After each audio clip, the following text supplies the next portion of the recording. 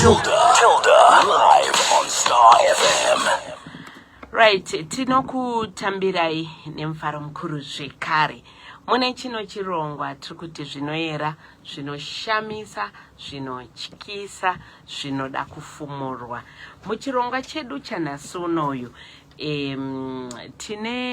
tina baba vakamiririra muri yasanganawo nedambudziko rinoshamisa, kuti pane hama akatanga kubva ari mupenyu achidyiwa nyama dzemuiri kusvika azoshaya ari mubhokisi, kwakudyiwo zvekare, munhu kwakutozosvika pakuvigwa asina dzimwe nhengo dzemuviri.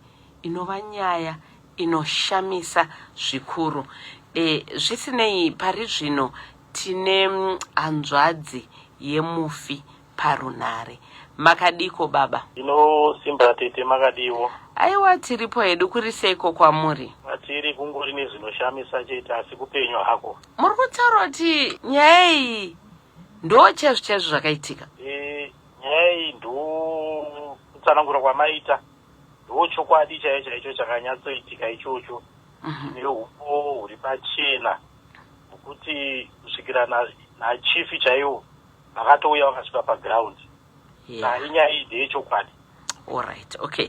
Saka ndisati ndakupai mukana wokuti muchipinda munyaya iyi mutange kutirondedzerawo nhoroondo yamushakabvu, kuti angari munhu akaita sei, akakura sei, ende kuti azosvika pakuitika zvakaitika izvi, zvakatanga sei, hapana vanhu vakanetsana navo here, hapana zvamunofungira kuti ndo zvakaitika here, and then after that tochizoona kuti anobatsirikana sei. Right. Mungachipinda here munyaya yedu tinzoti chiko chakamboitika? Ndinotenda tete pazuva remhuri yeZimbabwe. Ndiri kufona ndiri kubhindura kwaChief Masembura, Masapo kuGonyere, National and Central Province.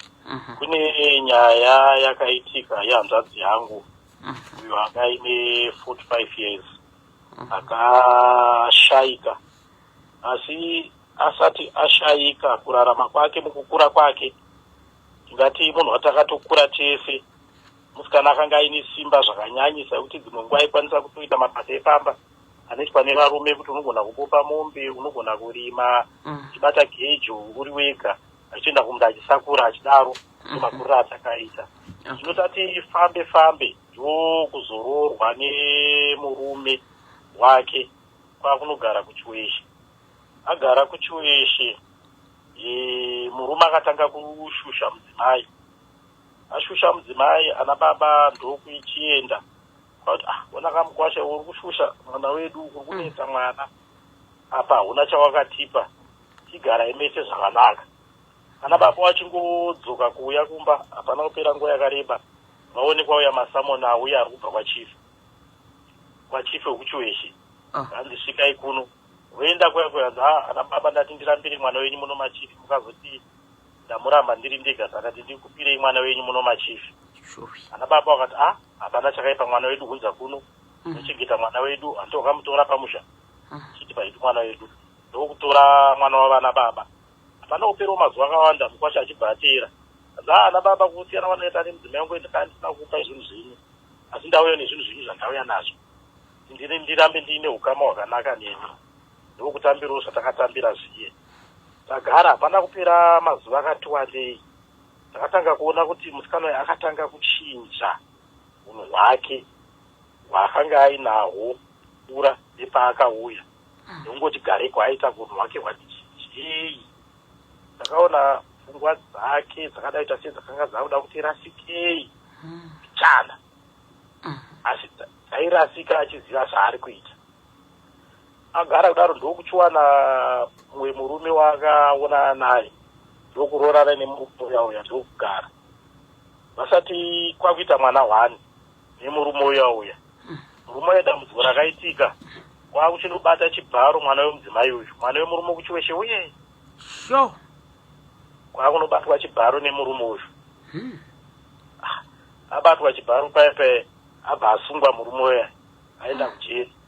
Agara dzinenge 2-3 years, azovanawo murume waawana futi hanzvadzi yedu uyu. Yo, okay. Agara nemurume wayo yawo vatoberi kuvanawo vanenge vairi. Vari pakati pekudaro anatezvara kwawo chiti iwe zvawati noti akazinga uyione chichemo futi chekuti mwana wenyu uyu ane dambudziko raainaro rekuhwara kwaari kuita njere dzake dzekuti pesani ari kuchitadza kutsvaga mari. Ana baba ndokuti aiwa hazvinetsi mwanangu, uyai mugare pano pamusha pano, musiyako pano cheocho gare pano kana uchida. Kwasha ndokuya ndokugara ipo paine mudzimai wake. Akanga akubuda achienda kunoita mabasa ake achidzunguka pepa. Ndagara pangoti perei chinguva shomanana chizoti mukwasha uyo asungwa futi. Indaba. Iye achitsanangura mukwasha ari kuti ndakafuremerwa repi basa kwaakanga ari. Showi. Aruti ndakafuremerwa repi. Aruti ndakafuremerwa repi. Abva asungwa apiwa makore ake anenge 5 aakapiwa ujeri. Komana. Ndagara musikana ndokusara achiriritira mhuri yake achitiwo mari icho achidaro. Asi chaibata ndechekuti akanga aine dambudziko rake zvake rekurasari kurasika pfungwa. Asi mhuri yake akanga asingakanganwa. Pese pawaimona anenge aine vana vake kana kuri kumari icho anenge aine vana vake achiita zvaaita nemhuri yake. Saka papera nguva yakati papera 2 mashure 6 ago ndopakati ndigai ndiende ndinotsvaga huni musango. Ndokupinda musango ndokutsvaga huni zvake. Atsvaga huni dzake atsiga akuuya kumba ndopakaita seakanganisa kutsika. Abva adonha pasi. Adonha pasi paipe vana vake. Vana vake vakuchibvisa huni dzadzamutsikirira pamusoro dziye kuti achifamba uye haachagona kufamba. Akutogwesha kusvika kumba. Asvika kumba achikambaira. Todedzwa paipai toenda. Hanzva dzenyu vadonha. Taenda taona asi mutsipa wazvimba. Musana wazvimba. Musana wakuwara kudai izvi, mutsipa wazvimba kudai izvi. Inyaya kungoti munhu wapotsa kutsika nekudonha. Tikatigatira tuone tarara taona. Mangwana achitoona problemu iri kutoita sei, iri kuti wedzerei. Kwauchitakura musikana kwakumaya kuchipatara. Taenda kuchipatara naye. Tasvika kuchipatara ana chiremba vamurapawo. Vaito zvaita nzayo. Zviri pano hatisi kuona paine dambudziko hombe stereki. Inini dzokerai kumba. Asi kana dambudziko razopurisisa stereki, dzokai futi. Tadzokera kumba naye musikana tagara kudaro. Tapedza zuva rekutanga. Tine marwadzo ari kuenderera mberi. Munhu haachagona kutaura. Atadza kuti atamubishe kuti gatitsvagei mota titakure munhu tidzokere futi naye kuchipatara. Mangwana acho kuseni tamuka. Osisi mamuka sei arungogutsirira musoro. Topati gatifungure Gumbezi timuone kuti ari sei pakazvimba paye. Madzimai ari kufugura magumbezi. Ari kunomutarisa, ari kuona tsoka dzadyiwa. Tsoka dzadyiwa? Zvigunwe zvadyiwa. Zvigunwe zvadyiwa kutosvika kubhonzo chaiko. Zvese kwakadyiwa 3 chihombe nezvinoteera zviiri izvi. Yo kusvika kubhonzo. Ndozvaitika panapa munhu adyiwa uyu. Pane paakakwanisa kutaura akati ini ndarwadziwa ini. Ndakufunga kuzviuraya kana kunwa hangu mushonga wemakozo ndife ndarwadziwa. Pamuri kuti adyiwa mune makonzo here mumba? Mumba makonzo arimo. Okay. Asi chiri kuti netsaka Gumbezi harina kuboorwa, harina kudyiwa. Alright. Gumbezi harina kudyiwa, Gumbezi harina kuboorwa. Okay. Tagara rari chimafana seni. Varuta gatitarise munhu arara tonoti arara sei. Ndipo vari kumutarisa kugumbuka. Gumbo racho iri vaone tsapu yakarumwa yadyiwa. Alright. Tsapu yadyiwa iyi chifuti chiri kuitika panapa. Chega tirare naye mangwana. Kuma zvakadai. Toenda naye kuchipatara. Chiso wacho ndipo wakati muning'ina. Mumba mako mauri kurara umu. Urare muno mudhuze neni. Ndichiti ndikamukondo chikutarisawo pauda kupindurwa ndokupindurawo. Ndokunorara nachiso wake. Arara kudaro mattress yake ndokuiswa mumosquito net. Ndokupfinyirwa mosquito net, yapfinyirwa abva afugidzwa magumbezi. Alright. Pavari kutarisa futi mangwana varikuda tapeya mbudyiwa hafu ka yakutonopera yakusvika kubhunzu yasvika kubhunzu kuya vakati ndikaitione toidi kwakuchifonera fonera ana baba vamwe ana baba havaripo munzvimbo vamwe vari kwavariwo tati kuuya tagara pepe rari chimangwana racho apa yadheyani radhe rechi3 okay radhe rechi3 ana baba kwaruti tiri kuuya chitimirirai tiri kuuya tamira pepe kuze kwakunoedza mapast 2 past 3 ndopakashayika musikana akabva toshayika akabva atoshayika okay saka kureva kuti kubva paakadonha kuhuni kusvika paakazoshayika pakaita mazuva mangani? Pakaita 4 days. Saka zvese izvi zvekudyiwa zvokuita sei within 4 days munhu angatoshayika? Munhu angatoshayika. Alright. Musikana ashayika pai. Vana baba vasvikawo tiri panhamo. Zvino takuti ana baba vamhanya vanotsvaga kofini kumushaka munoziva kuti vanoshayikira mumba. Ngomhanya kutsvaga kofini wouya ka. Kofini rauya. Vana baba imi takanzwa kuti musikana uyu pane zvazvichitika paari. Chirega tipinde mumba titarise asati aiswa mukofini. Ndopavakabuda kunotarisa mwana wavo. Vari kunotarisa mwana wavo ka. Vari kuona kwakadyiwa kudyiwa kutsapuku. Vaone dama rese radyiwe. Amuna mamusina makonzo here? Chiri kutinetsa kuti titi makonzo ka. Munhu ari mumagumbezi mune mosquito net. Mosquito net haina kubvarurwa. Asi ari kudyiwa. Asi ari kudyiwa. Magumbezi haana kuboorwa. Kuti titi kudyiwa zvako ka. Ngadai tiri kuona ropa ka. But hapana ropa. Hapana ropa ratiri kuona. Kana chimwe chingarakidza hacho kuti zvinhu chadya chambofamba nepapa chinodonhedzera ropa chichifamba nepapa. Hatina chakakwanisa kuona. Ipano musikana vazotarisa vaona dama rese radyiwa nenzeve yadyiwa. Right. Ndopavakamurongedzavo mukofini. Takuda kunoviga tahwira uya. Tahwira uya achiuya ugezese moyo wako ka munhu anogezeswa ka. Tahwira uya upaepai. Abhenga atombopindura achitarisa asati arongedzwa mukofini. Tahwira uya. Ari kutarisa sahwira wake. Ari kuona imwe nzeve rimwe saidi yabhenge yasara yayaka yadyiwa futi hapasina. Hapasina. Ari kumupindura ari kutarisa ka. Ari kunoona padumbu. Paborwa ziburi zombe ipapo. Zvemukati zvaakuoneka. Amba sahwira ane zvimwe zvaaona futi zvaasina kukwanisa kuti aite sei ataure. Nana baba dambudziko riri panapa ndekuti munhu ari kuramba achidyiwa. Asi kuti tichienda kumakuva tivige zvakadai zvatisi kukwanisa. Regai tifonere chief vauye. Chief akati handiri kuuya, chief wabva wasvikawo. Chief watsanangurwa nawo zvanzi nachief nepane nguva rada kuzuva rada kunovira. Kuti ndichi kuti chimirai futi gore rino ratiri zvinhu hazvina kumira musha. Kuti ndichi kuti chimirai kuviga. Ndakukutenderai kuviga. Maviga muchingopedza kuviga chitsvagai kuti chii chiri kupa kuti zvinhu zvimire zvakadai izvi hasati ambozviona muno munyika yekwedu kwamasimburezi. Yekuti munhu anodyiwa kubva ari mupenyu kusvika afe. Taviga musikana weya zvakanaka. Tapedza kuviga sahwira wendo pakazoti ana baba uyai pano. Ndati idzi nyaya dzemushaurida hatingataure paine vanhu vakawanda. Pandaichigeza musikana pepe. Ndazonotarisa ndikaona pakati pemakumbo apa paroita sepadyiwa futi. Padyiwa. Asi kudyiwa ikoko hakuna kuperera ipapo. Kwatofamba kukaenda kumusoro. Kusvika kunhengo yakavanzika uko.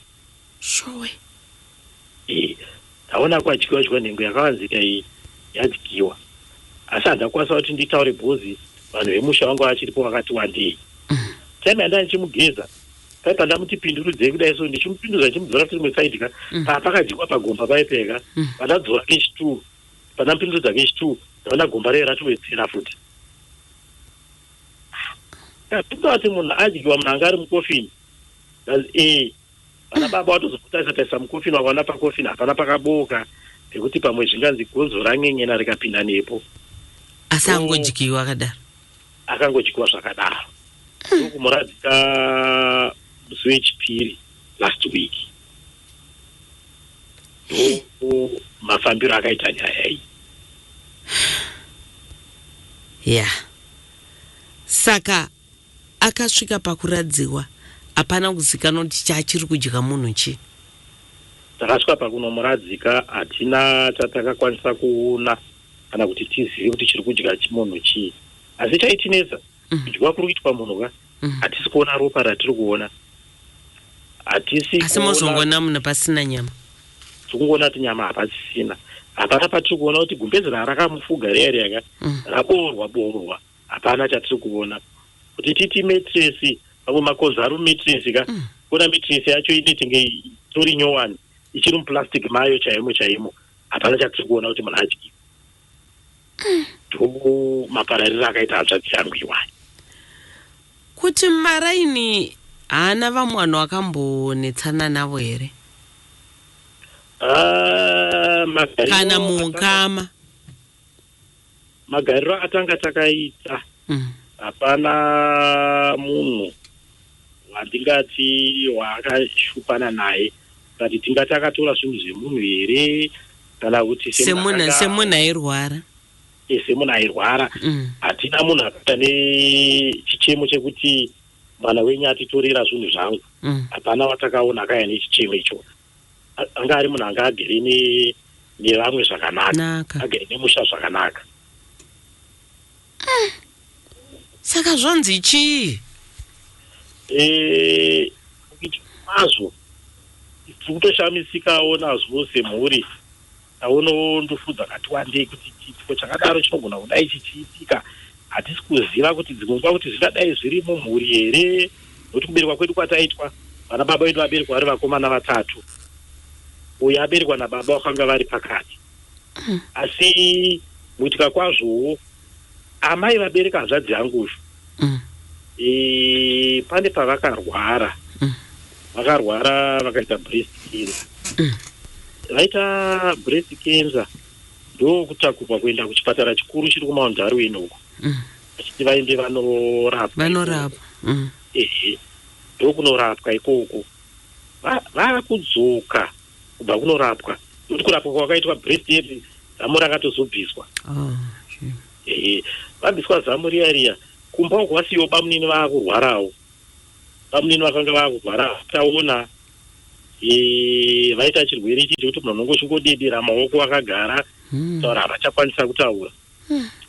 Amai inini vaenda kunooparetwa uko. Vakudzoka amai ndopavakati vakwire mubhazi.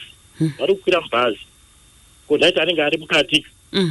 Munin'ina wavo vakanga ari kumashure, mainini vari kumashure. Vari kuotsvaga kuvabata kuti vaone kukwanisa kukwira vakanga vasina simba. Vari kuvasimudza vavabata maoko. Ndopavakati mainini mandibata ka asi ruoko rwangu ndakuwara. Muguti makuwara ndakuwara zvichaita. Vachinodzika mubhindura kuzoti vasvike kumba havana kukwanisa kusvika kumba. Vakatotanga kutoenda kuchipatara futi. Kunadhimitwa zvekare. Ruoko rwatyoka. Shame. Rwatyoka nekungobatwa ngozi vabasiridzi kukwira mubhazi. Kukwira bhazi kubva totyoka ruoko. Ruoko rwabva rwatyoka. Saka kuti marwadzo ekubviswa nyama dzavabviswa pamiri pavo. Neruoko rwatyoka. Zvadaro paipe vabva vazodischargwa. Vadischargwa zvadaro zvikanzi nehama dzavo ana asekuru titipai kuno mwana wedu agari ari kuno timupepere kunoku pane kuti titiende uku. Mukwasha wedu ari kurwara zvekare. Achaona hapana achabatsira mumwe. Vanokwidzana BP vari vese vakanga vachionana. Uyo achiona murume wake haasi kuonawo. Ari kutederawo mudzimai murume ari kuzonzonza adzimai vauya. Zvadaro tagara mai vasvika pakuparara. Vaparara aba kuti vasimuke vaende vanochema amai havana kukwanisa. Ndokuti vakanga vakurwara. Vakatosimuka vakatoenda kwakunochema amai uko. Vodzoka pamba hapana kupero 2 weeks baba vabva vazoshaikawo. Shame. Vashaika kudaro baba tavaviga. Papera makore anenge 2. First born yababa mukoma wangu mukuru ari kutofamba manheru ari kuendawo kubasa na Willowville Road Memia. Ndokuti mukuruwo patikati mukuru aishanda muhurumende akanga aine chitsumbo chake ndonga aine mota yake ari kudzidzisawo girlfriend yake motikari kudrive. Abva asvika pane mukoma wangu ndiye bhagu akamudhuma nemota. Totozwa zvanzi mukomana ashaika. Vakwanisa kuona chitupa chachiri muhomwe make ndochavakwanisa kuona nekubasa kwaanga achienda neID yekubasa yaanga ainayo. Abva ashaika akabva angoshaikira ipapo. Mukoma washaika taenda tavaviga uya azouya abatsira parufu. Hapana kupero makore aita 2 kana 3 mukoma wangu vakanga vaine munin'ina akanga ari pakanga aine chirwere chemoyo. Chirwere chemoyo tozonzwa mukomana adhimitwa kuhospital nechirwere chake chemoyo. Mukomana abva asvika pakuparara. Mukomana aparara kudaro kwauchiti hanzvadzi yedu mumwe akanga aripo akanga aroorwa kudaro tozonzwa nzi murume wake ashaika. Kochii angoshaikwa ari pabasa kati kufamba kweupenyu. Hanzvadzi yangu uya semunhu akanga achiri wechidiki ndokuti wanhu umwe murume wakati irorwi nawe kwauchirorwa nemurume uya. Hapana kupero makore anenge 5 here vaitova vana 2 murume uya abva ashaikawo. Murume uya ashaika hanzvadzi yangu kwakuchitotuta mbatya kwakuuya pamusha kwakuchigara ndiye akazinga akugara kuinya kufa yanga akugara nanyamufuyo. Sadaro painze kamwe hanzvadzi yedu futi ari kupedzana nauyu akaroorwa nemurume wake kuSouth Africa uko vagerewo abva ashaikirwa nemwana. Vana vane makore anodarika 5-7 vari vese. Mukwasha hatimuzive nokuti kuzikana kwemukwasha kahunge wakauya uchitaura kuna naatezvara kane kubvisa zvinobviswawo hatimuzive. Ashaikirwa nemwana ana baba vakati mwana ndewedu afirwa nemwana rega tisinge tinoita sei tinochema. Ndokusumuka ndokunoviga musukuru wedu uyu. Asi chiri kupinesa panyaya iyi tete pamurunzwa matsanangura andiri kuita firo yacho. Muri iyi zviri kuita sekunge pane chinhu chakanyanyopinda mumhuri umu hatisiri kunyatsonzwisisawo. Ndoda kuti mafiro aita baba, mafiro aita mai, mafiro aita mukomana wekudhumwa nemotikari uyu, mafiro aito mumwe mukomana uyu wekurwara nemwoyo uyu. Sadaro kwakuita kamukomana kadiki karipo kane 34 years pari zvinozvi. Izvo zvaari kuSouth Africa 12 years asati adzoka kumusha. Asi anongoziva kunzi aripo pana wambomono anenge aripo 34 years asati aroora. Aripo ari kubasa ari kuSouth Africa. Saka muri kuti pane zviripo tinoona sekuaro papa ruzhinji rweZimbabwe rwogona kundibatsirawo zvitaisa pamhepo rwogona kundibatsirawo. Zvaita kudaro tine hanzvadzi yaitedza nemukomana wekudhumwa nemota uye izvozvi aripo papa ane 50 years asati aroorwa. Haana mwana. 50 years. Yeah. 50 years aripo pamba. Iri naye. Poita kamusikana futi aripo zvekare ane 36 years. Aripo pamba gere naye haana mwana haana murume.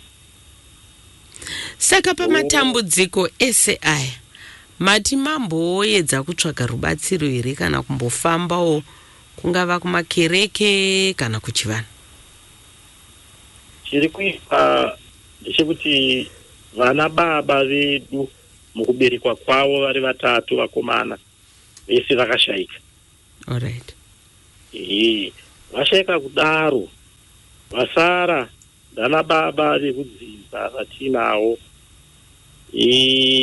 kuti upone kuti anosimudza musoro kuti dai tagadzirisa nyaya iri kuitika apa hapana watiri kuona kunze kutosvika pakutoti isusu vana takutoti vevana baba vasiri kumbosimudzawo musoro ava chirudzii tapedza kuviga musikana uyu tichingopedza manhiriwa takuenda kana mbogarawo kuti vawedze kunzwa kuti chii hapana watakarara naye panhamo kuti ateerere zvakataurwa nachifi kuti muchipedza kuviga chifambai muone kuti chii chingadai chiri kuitika pamusha uno. Hapana, chingopedza kuviga isu akabva kupira makotsi ese takuenda tamasiya mabasa tasiya mabasa. Hapana atasimudza musoro kuti ade kuti atigadzirisirewo zvinhu zviri kunetsa izvi. Zvakaoma. Babaka, nyaya iyi ndopaya patinoti zvinoyera, zvinoshamisa, zvinotyisa, ende inyaya isina kuzongobata tingati mushakabvu chete, asi tikutoona kuti nhoroondo yacho kumashure kwese uko angori matambudziko ega ega. Saka ndoziva kuzotibata kudai kuedza kutsvaga rubatsiro. This is Gilda.